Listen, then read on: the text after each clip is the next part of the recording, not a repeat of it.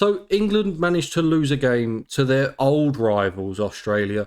After scoring 351, it didn't look like that Australia should get anywhere near it. There was a sensational century from Ben Duckett that was followed up by another sensational century by another Englishman, but unfortunately this time playing in yellow. Josh Inglis gets his side over the line as they chase down 352 with 2.5 overs left. I'm joined by John, or Cricket Umpire, today. We're going to go through the game. John, what do we think of England's performance today? Good, bad, indifferent? It should have been so much better. I think they stalled, didn't they? They were going so well for a long period, especially that Root and Duckett partnership. And it just felt like that whenever anybody else came in, they didn't really go after it too much. They should have been 380, close to 400, realistically. And Duckett did his job well, so it just felt like any time that somebody wanted to really push that accelerator, they never really did to push us that score that would have probably won it for us. Yeah, we were 200 for 3 after 30 overs. And the kind of the thing that you always say is that whatever you get to at 30 overs, double it, and that's probably going to be your score. I think we should have at least scored 380. 350 felt like par, and if we bowled well, we probably would have defended it. That's kind of where I fell. And we just didn't bowl well. No. And it's something that I said in the preview for England is that all the bowlers are the same. They might be really talented, they might be really good, and they might be really fast and can bowl really good bouncers. But at the end of the day, if they're all doing the same thing, you see everyone has kind of finished with relatively similar figures. Everyone's gone for 8, 9 and over out of all the fast bowlers. It's just nothing different in there. Yeah, exactly. Especially when I think every time there was a slightly shorter ball, England just put it away. Yeah. Didn't they? They said it on commentary. It was like, surely after a period of time when he's done it once, twice, and he seems to have no problem.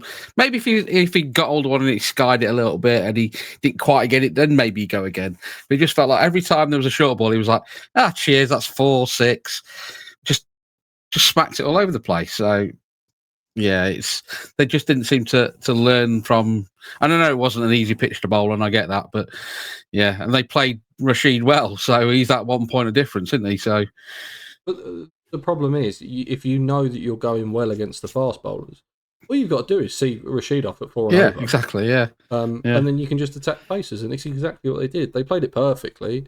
I mean, when they were 27 for 2, and then even 146 for 4, I thought England are in this game, but. The thing that always worried me is that I think there was a point, and it was the WinViz came up, and it was like 50-50, and I was looking at it, and I was like, well, no, Carter's got 5 overs left, and he's just been so expensive. I'm not even sure if he bowled badly. He was a bit unlucky. Just every ball seemed to go in the right place for the Australian batsman. There was a few inside edges that runs away, a couple of top edges that go for 4 and 6. I don't think he bowled that. I think he was injured. I think it's the biggest problem. His pace seemed down. So that's another they said that a bit of commentary, didn't they? They felt like he was struggling with his foot or his toe or something. Yeah, which is just England bowlers, isn't it? They're just always injured. It doesn't matter. Going back slightly, though, Duckett's 165 was just sensational today. I could not get over how good of an innings it was. And also, one for the kind of statisticians, 165 was the only score between 0 and 183 that hadn't been scored in ODI cricket. So there has now been every single score between 0 and 183 in ODI cricket now. That is a Statos dream, that, isn't it? It is. It means absolutely nothing in the context of the game, the player, the team, doesn't matter. But I saw it on Twitter and I really liked it. Isn't it also the highest individual score in the Champions Trophy? It is the highest individual score in the Champions Trophy ever. I think it was also England's 3rd or 4th highest ODI score. There was a point where there was about 3 overs left and he was on 160. And I was thinking Stokes' 182 that he scored against New Zealand a couple of years ago looked like it could have been in danger. But he just ran out of steam. I think he was knackered. The problem is, you've got to remember, it's like 40 degrees. Yeah. Oh, yeah. No, it was top notch on it. He timed the innings well all the way through, and just continually just. No, he didn't go. He didn't smash it, but like he didn't go around like trying to cart it every single ball. But he knew when he wanted to go, when he put the bad ball away, and then he tried his reverse sweeps a bit later on in the innings, so he could create different areas. And then I thought he was better down the ground, which it doesn't normally. And they said that on comms that he was better going onto the spinners and just hitting them straight down the ground, which I thought was quite good for him. I thought he played it a lot more how he plays in Test matches rather than how he has played in ODIs and does in T20s.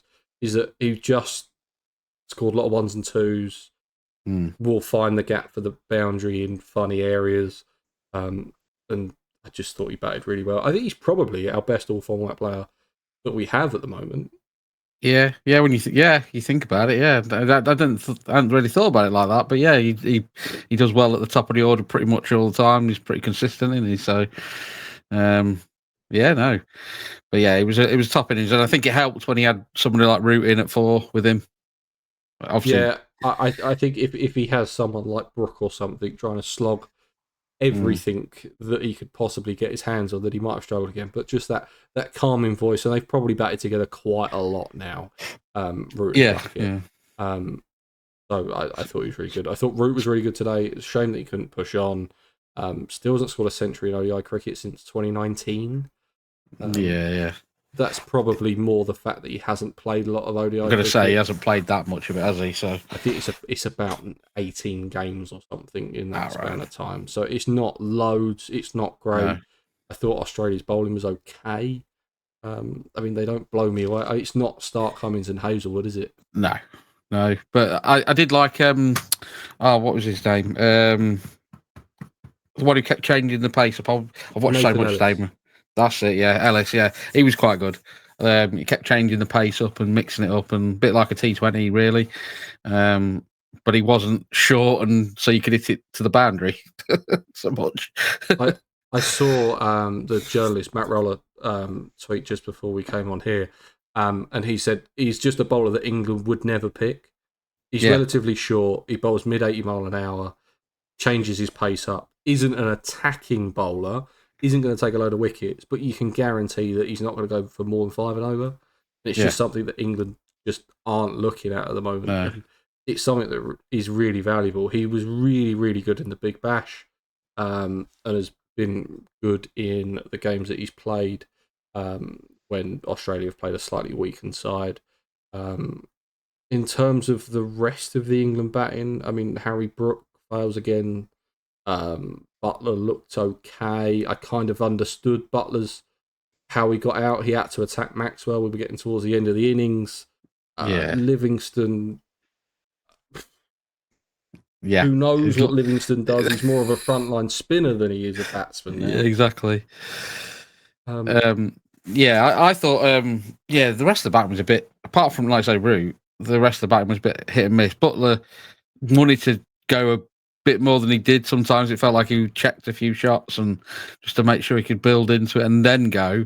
And then the one he got, he tried to nail it, just didn't.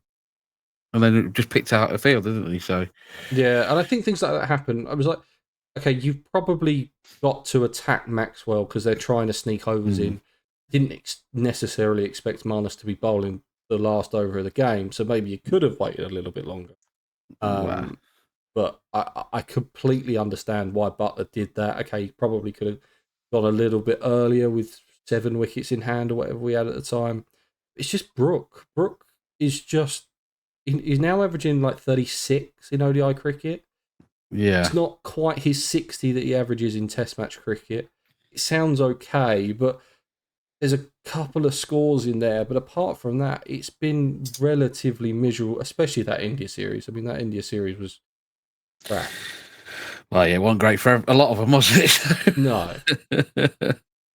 I don't know what he needs to do, but maybe he needs to break out the side or something. I don't know, but he is still one of our better players when he gets going, isn't he? But he's just getting going at the moment. He's not doing that, is he? So yeah, again, he fell to leg spin again today. Chakravarti in the India series had his number. It was a good catch by Carey without the gloves.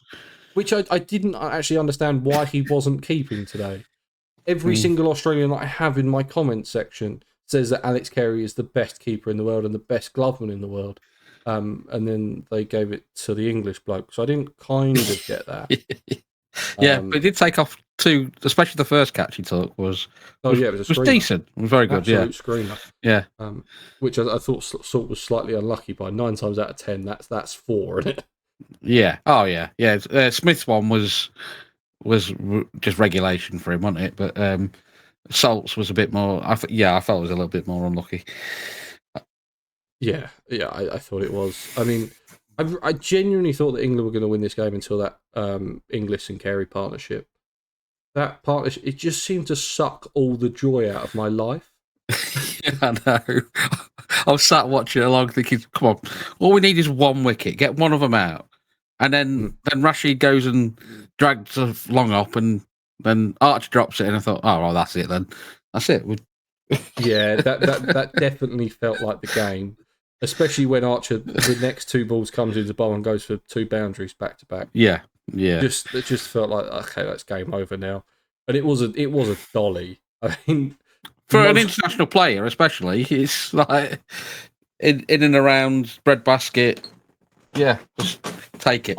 I've had drops at club level that were harder than that, and I've been more annoyed than exactly than what I was for that. He should have taken it, and I think if he takes that catch, it's something like 100 off 70 at that point.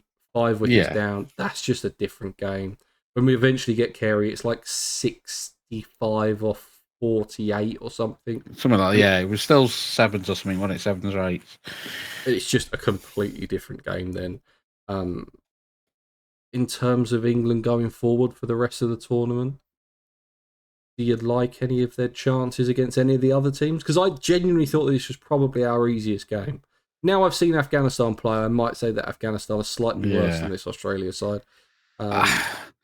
If we were going to, it's going to be difficult against like South Africa. I like to say, I think we've got a better chance, obviously, against Afghanistan. But knowing us now, and Afghanistan have had a game under the belt, they'll probably still go and beat us.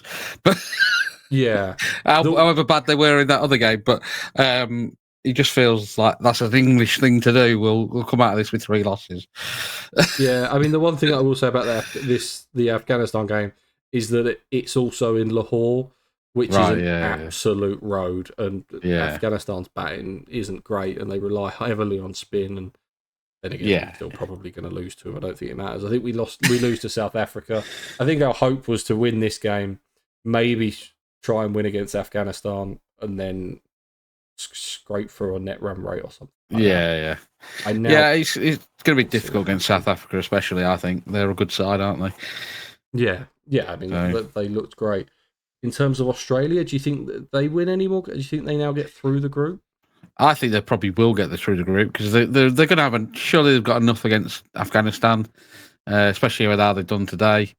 And you've got to think that obviously Head and Smith haven't done anything realistically today, which they could do in other games.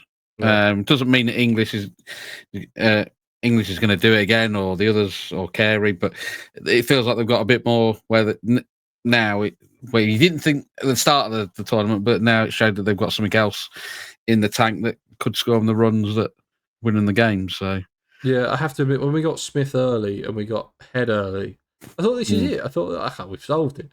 I went into the chase. I was like, as long as we get Travis Head early, we'll be absolutely fine. Jofra takes a blinding caught and bowled. I thought that's it. That's the game. Done.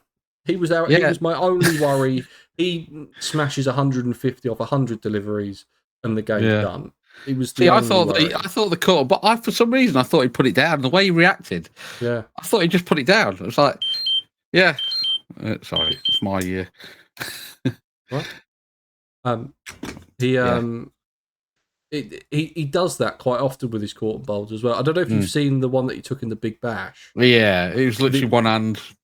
Yeah, he literally he gets it smashed back at him, puts one hand out, and then just drops it and walks off. I wish I was that cool.